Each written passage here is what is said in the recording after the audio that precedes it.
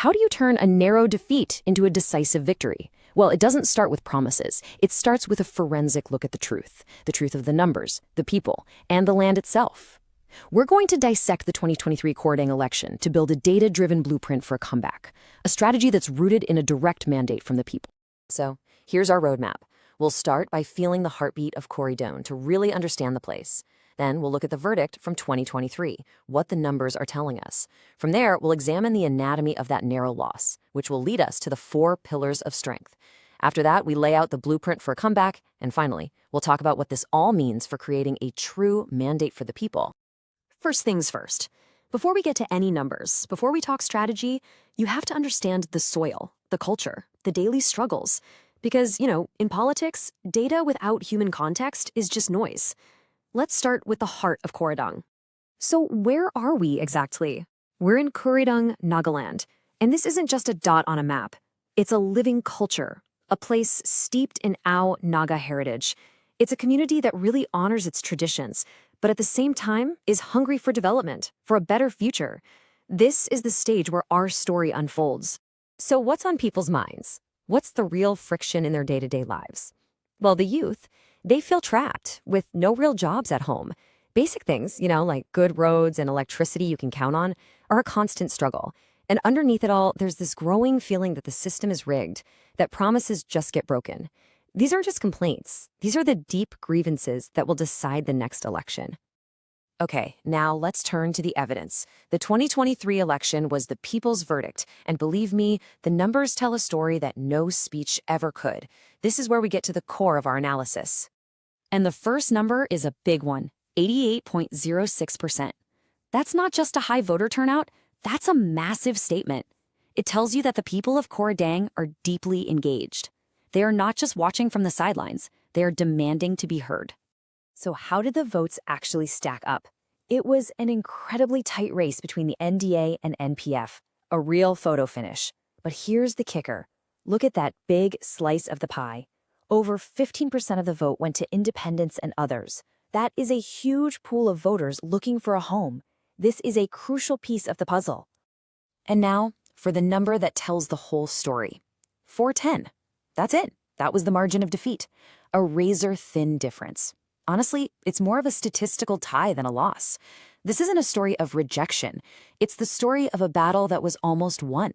And that makes the next election a whole new ballgame. So, how did we get here? How did things get so close? To really understand the present, we have to look at the past. Let's dig into the historical data and see the patterns that led to this outcome. This is where we become data detectives. If you look at this timeline, the trend is crystal clear. The NPF was once the dominant force here, reaching a peak in 2013. But since then, its support has been slowly eroding. 2018 was a warning shot. 2023 was the consequence. All while the NDA was consolidating its own base.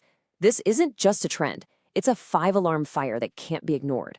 This SWOT analysis lays it all out. The biggest strength? A veteran candidate profile. High trust. That's gold in politics. The single biggest opportunity? That large pool of independent voters we just talked about. They are up for grabs. The challenge, though, is to fight the post-loss morale and build a modern campaign that can actually compete with a well-oiled NDA machine. The path is there, but it won't be easy. Now, before we dive into strategy, it's important to just anchor ourselves in what this is all about. This isn't just about winning. It's about earning trust. Every voter deserves to be heard with dignity. And every campaign has a real responsibility to engage in public speech that's both informed and truthful. This is the foundation for a healthier democracy. So, we've diagnosed the problem. Now it's time for the solution. We're going to use a powerful framework called the Chaturmukha Doctrine. It's essentially a 4-pronged approach to building a winning campaign. Think of it as a battle plan that creates strength from all sides. The first pillar is the ground game, the electoral fight. And this is about more than just big rallies. It means you consolidate your core Ao Naga base. You get the youth excited and involved, and you manage every single polling booth with absolute precision. You win the election one voter, one neighborhood at a time. Pillar number 2 is about building a well-oiled campaign machine. This is the engine room. It means rejuvenating that grassroots network. We're talking trained coordinators on the ground, clear targets they have to hit, and rapid response teams ready for anything. It's about being organized, disciplined, and always one step ahead. The third pillar is the story you tell. It has to be simple, powerful, and authentic. In this case, the story is a clear choice. Tumulang Shitali, earned trust, versus Eyes Pesa Tebu Oshi, bought loyalties. It frames the election as a battle of values, a choice between a trusted leader and a broken system. This is a message that will cut through the noise. And the final pillar is being smart with your resources. Every campaign has a limited budget, limited time, so you have to make every single rupee and every single hour count. A data-driven approach lets you target your efforts where they'll have the biggest impact, making sure nothing is wasted. A strategy is just a dream without a plan. So now, let's translate this strategy into a concrete 90-day blueprint for victory. This is the step-by-step guide to building momentum and making sure you peak on Election Day. Here's the 90-day countdown. The first month is all about getting organized, launching the candidacy, building the team, mapping the field. The second month is about hitting the streets, connecting with voters door to door every single day. And that final month, that's when you go all out, mobilizing every key group and getting every last vote to the polls. This is the roadmap to a comeback. But look, this isn't just about winning an election. Winning is the starting line, not the finish line. It's about earning the people's trust so you can deliver on your promises. The campaign is just the beginning. The real work starts after you're in office. This is about building a legacy of service. This right here is where the rubber meets the road. The list of grievances you collect during the campaign, that has to become your governance dashboard once you're in office. Voter concerns about jobs and roads become a measurable action plan that people can actually track. This is how you build a government that's truly accountable. You turn complaints into a contract. And as we embrace data, we must also protect people's privacy.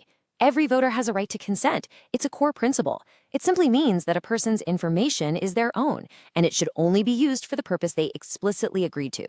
This isn't just about following the law. It's about building a relationship of trust and respect with the people you hope to represent. So, the path to victory is clear. The data has shown us the way. The question is no longer what to do, but whether there's the will and the discipline to actually do it. The next election will be won not by the biggest promises, but by the smartest strategy and the most disciplined execution. The future of Koridang is in their hands. If you want to become a people-centric leader and uplift your constituency, get in touch with blueprintstrategies.ai at mgr@blueprintstrategies.ai or call 080-4204-1602. Purpose Beyond Politics.